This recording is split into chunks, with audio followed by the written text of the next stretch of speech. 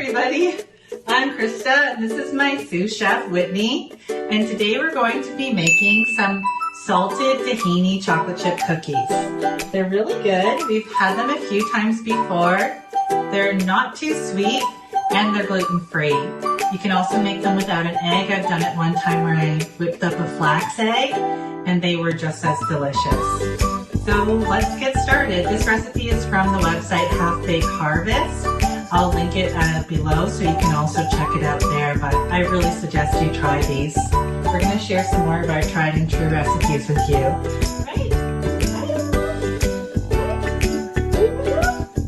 So I tried to put my assistant down so that I could get going, but she really wants to participate. So here we go. We've measured things out. This is 1 1/4 cups of oats. I get the organic ones because they're always sprayed with glyphosate, which we don't want. And then we have 1 cup of almond flour. Help you, mommy? Next we add a teaspoon of baking soda and half a teaspoon of kosher salt. And then we're just going to mix that around. So all the dry ingredients are blended together nicely. Okay, so now all the dry ingredients are in there. Next, you're just going to put in the wet ingredients, which is a 1/2 cup of coconut oil, and that's melted. You can hear my sous chef in the background. She's instructing me.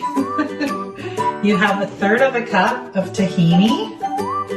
It's a little bit thick, so we probably want to get out a spatula and just make sure we get all the tahini.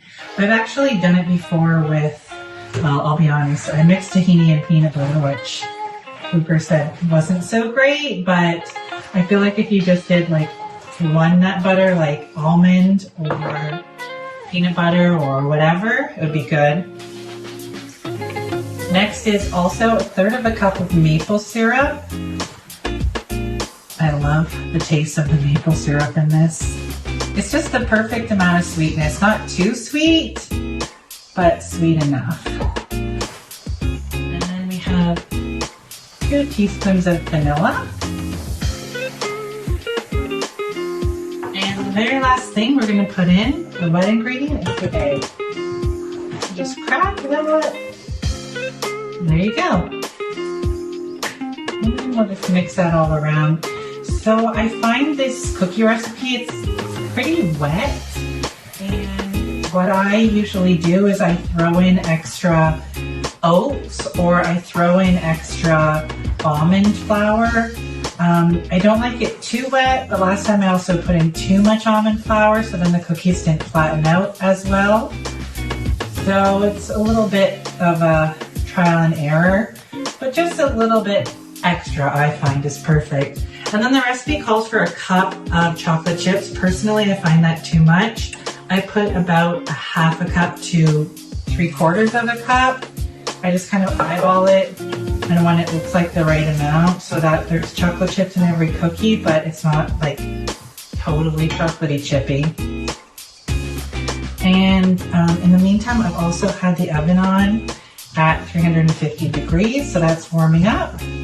This is all nicely mixed together, and we'll just put it on a cookie sheet.